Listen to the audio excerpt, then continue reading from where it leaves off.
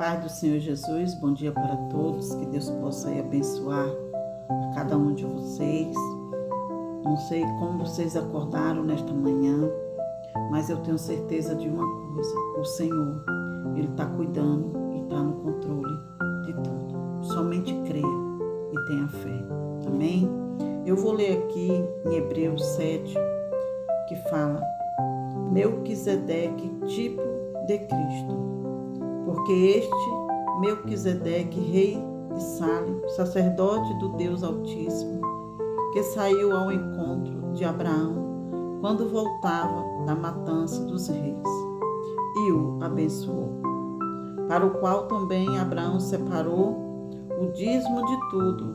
Primeiramente se interpreta rei da justiça, depois também rei de Salem, ou seja, rei de paz. Sem pai e sem mãe, genealogia que não teve princípio de dias, nem fim de existência. Entretanto, feito semelhante ao Filho de Deus, permanece sacerdote perpetuamente. O sacerdócio de Cristo é superior ao levítico. Considerai, pois, como era grande esse a quem Abraão, o patriarca, pagou o dízimo, tirando dos melhores despojos. Ora, os que dentre os filhos de Levi recebem o sacerdócio têm mandamento de recolher, de acordo com a lei, os dízimos do povo, ou seja, dos seus irmãos, embora tenha este descendido de Abraão. Entretanto, aqueles cuja genealogia não se inclui entre eles, recebeu o dízimo de Abraão e abençoou o que tinha as promessas. Na hora que a gente dá o dízimo na casa do Senhor, o Senhor multiplica cada vez mais as bênçãos dele sobre as nossas vidas. Evidentemente, e fora de qualquer dúvida, que o inferior é abençoado pelo superior. Aliás, aqui são homens mortais os que recebem dízimo, porém ali aqueles quem se testifica de viver. É, por assim dizer, também Levi, que recebeu dízimo, pagou na pessoa de Abraão, porque aquele ainda não tinha sido gerado por seu pai, quando Melquisedeque saiu ao encontro deste sacerdócio. Levi teve fim, mas o de Cristo é eterno.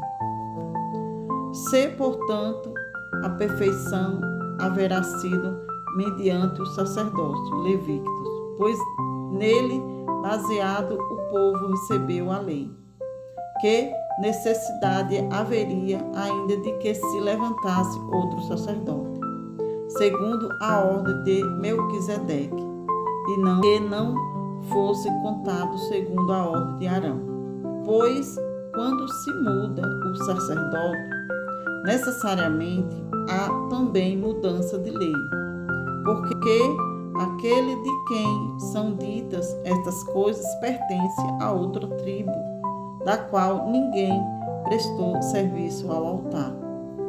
Pois é evidente que nosso Senhor procedeu de Judá, tribo a qual Moisés nunca atribuiu sacerdotes. E isto é ainda muito mais evidente quando a semelhança de Melquisedeque se levanta outro sacerdote, constituindo, não conforme a lei de mandamento carnal, mas segundo o poder de vida indissolúvel. Porquanto se testifica: tu és sacerdote para sempre, segundo a ordem de Melquisedeque. Tanto, por um lado, se revoga a anterior ordenança por causa da sua fraqueza e inutilidade, pois a lei nunca aperfeiçoou coisas alguma. Por outro lado, se introduz esperança superior, pela qual nos chegamos a Deus, Cristo, sacerdote único e perfeito. Cristo, ele é sacerdote único e perfeito. Cristo é soberano. Ele está acima de tudo e de todos, porque ele é Deus. E visto que não é sem prestar juramento, porque aquele sem juramento são perfeitos sacerdotes, mas este com juramento por aqueles que lhe disse: o Senhor jurou e não se arrependerá. Tu és sacerdote para sempre. Por isso, mesmo Jesus se tem tornado fiador de superior aliança. Ora, aqueles são feitos sacerdote em maior número, porque não impedido pela morte de continuo. Este, no entanto, porque continua para sempre, tem o seu sacerdote imutável, pois isso também pode salvar totalmente os que por ele se chegam a Deus, vivendo sempre para interceder por eles. Com efeito, nos convinha um sumo sacerdote como este, santo, inculpável, sem mácula, separado dos pecados dos pecadores e feito mais alto do que os céus, que não tem necessidade, como sumo sacerdote, de oferecer todos os dias sacrifício, primeiro por seus próprios pecados, depois pelos do povo, porque fez isto uma vez por todas, quando a si mesmo se ofereceu. Aleluia. Porque a lei constituiu os sumos sacerdotes. O juramento, que foi posterior à lei, constitui o Filho perfeito para sempre. Eu vou ler aqui na explicação. Fala assim: a primeira menção a Melquisedeque registra seu encontro com Abraão, ocasião em que Melquisedeque abençoou Abraão, e este pegou dízimo a Melquisedeque. Os superiores abençoam os inferiores pagam dízimo a seus superiores. A superioridade de Melquisedeque sobre Abraão, o pai do povo hebreu, também o tornou superior a descendentes posteriores, inclusive Levi, o pai da tribo de sacerdotes. Existem também ilusões a ele em outros textos. O autor de Hebreus ofereceu a discussão mais abrangente de Melquisedeque e de seu sacerdócio. O autor afirma que a verdadeira justiça vem através do sacerdócio de Melquisedeque.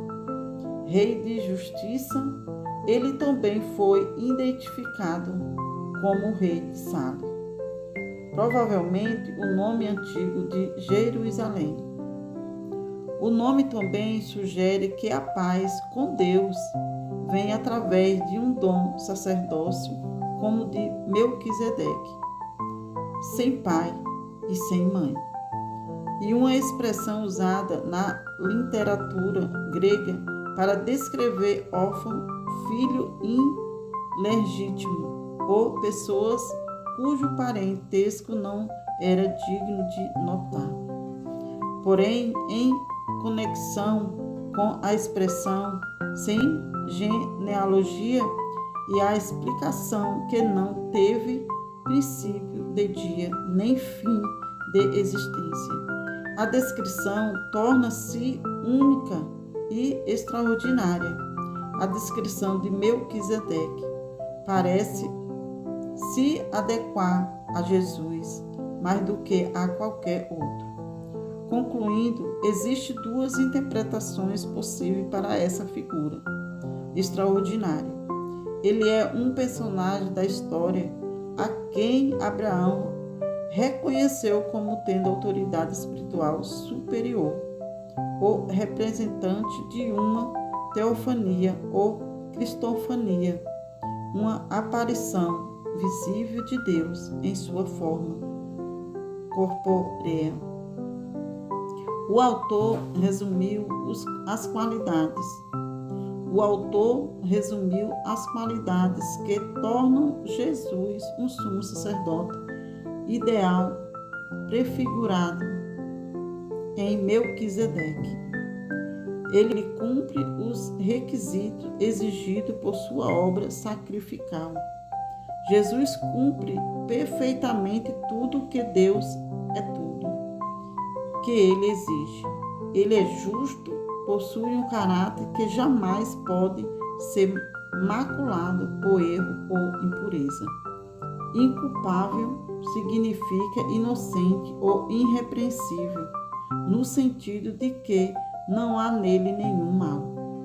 Sem mácula significa sem mancha ou sem contaminação. Essa qualidade contrasta com a purificação ritual que constantemente preocupava o autor sacerdócio levita.